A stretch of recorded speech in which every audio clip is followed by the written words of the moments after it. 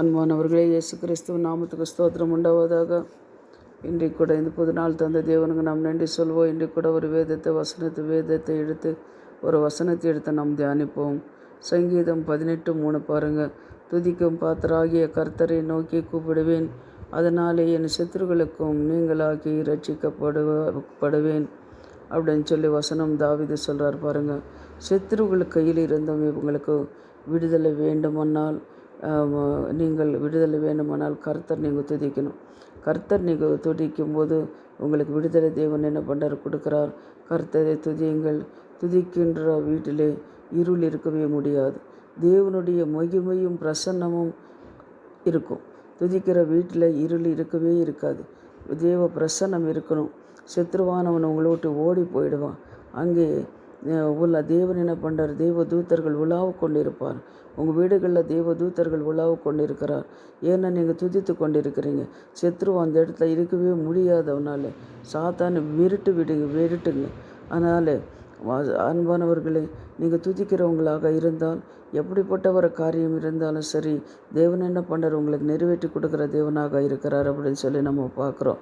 உதாரணமாக பாருங்கள், யாராவது ஒரு அரசியல்வாதி உங்கள் வீட்டுக்கு வந்தாங்கன்னா அதற்கு அடுத்த கட்சிக்காரனை நம்ம புகழ் பேசிக்கொண்டு இருக்கும்போது அவங்க வீடு விட்டு அவன் ஓடி போயிடுவான். அதுபோல தான் நம்ம துதிக்கும் போது உங்களுக்கு விரோதமாக இருக்கிற சத்ரு உங்களை விட்டு ஓடி போயிடுவான். அதுபோல் நீங்கள் கர்த்தரையை துதிக்கும் போது கர்த்தர் உங்களுக்காக யுத்தம் பண்ணுகிறவராக இருக்கிறார். உங்களுக்காக யாவையும் செய்து முடிக்கிறவராக இருக்கிறார்.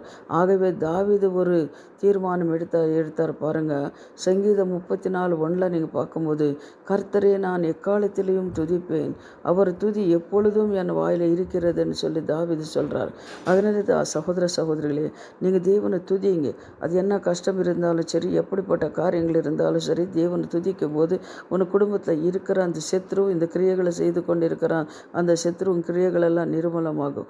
எப்பொழுதும் கர்த்தரை துதித்து பாடி சங்கீதங்கள்னாலே இன்பத்தினாலே பாடினீர் கர்த்தனை துதிங்க.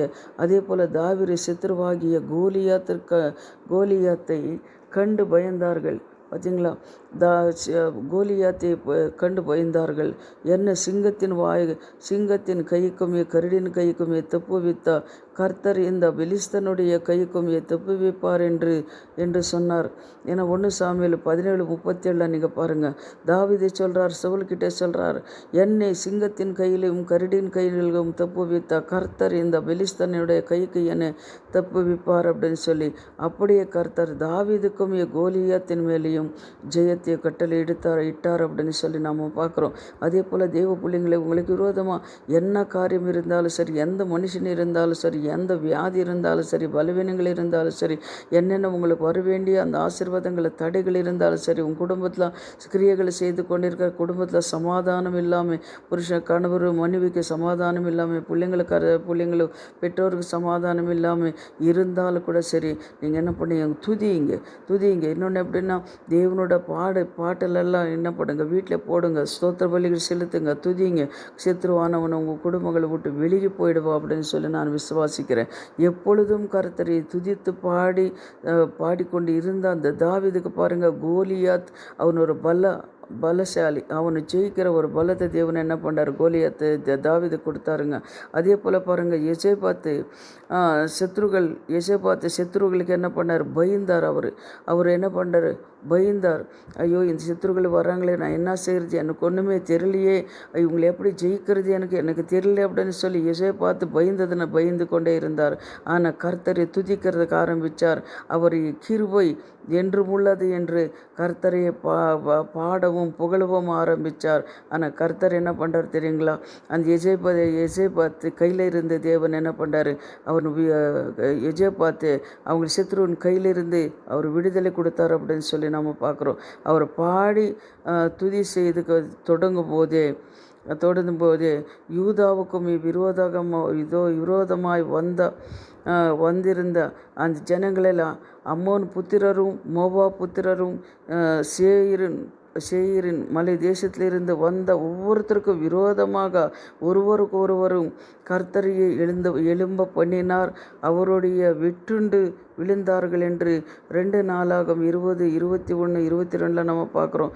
தேவ பிள்ளைகளை எவ்வளவுக்கு எவ்வளவும் கர்த்தரினை துதித்து பாடுகிறீங்களோ துதிக்கிறீங்களோ அந்த அளவுக்கு என்ன பண்ணுறவங்களுக்கு ஆசீர்வாதங்கள் வரும். ஆயிரக்கணக்கான மக்கள் உங்களுக்கு விரோதமாக இருக்கலாம், ஆனால் கர்த்தர் உங்களோட இருக்கும்போது அந்த விரோதிகளெல்லாம் உங்களை விட்டு வெளியே போயிடுவாங்க அப்படின்னு சொல்லி நான் விசுவாசிக்கிறேன். அதே போல் இன்னும் நம்ம சொல்லிக்கொண்டே போயிட்டே இருக்கலாம். பவுலும் சீலாவும் துதிக்கும் போது பாருங்கள் அவங்களுக்கு விடுதலை கிடைச்சிது. அதே போல் பாருங்கள் இப்போ தாவீது துதிக்கும் போது அவருக்கு விடுதலை கிடைச்சிது. அதே போல் யோசேபாத் துதிக்கும் போது அவருக்கு விடுதலை, சத்ருக்களிலிருந்து விடுதலை கிடைத்தது. அதே போல் நீங்களும் துதிங்க. கர்த்தர் உங்களுக்கு என்ன காரியம் இருந்தாலும் சரி விடுதலை கொடுக்குறார். இப்போ நம்ம ஜெபிக்கலாம். எங்களை அதிகமாக நேசிக்கிற பரலோக பிதாவே, சர்வ வல்லமுள்ள தேவனே, இந்த வார்த்தைகளை கேட்குற ஒவ்வொரு பிள்ளைங்கள மேலே தேவனோட பிரசன்னம் இருக்கட்டும் கர்த்தாவே.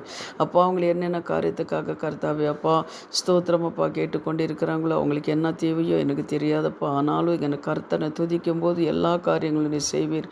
ஆண்டவரே சித்ரு கர்த்தாவே அவங்களை விட்டு வெளியே போகட்டும்னு சொல்லி இயேசுவின் நாமத்தை நான் ஜெபிக்கிறேன். ஆண்டவர் இயேசுவின் நாமத்தை ஜெபிக்கிறோம் என் ஜீவனுள்ள பிதாவே. ஆமேன் ஆமேன்.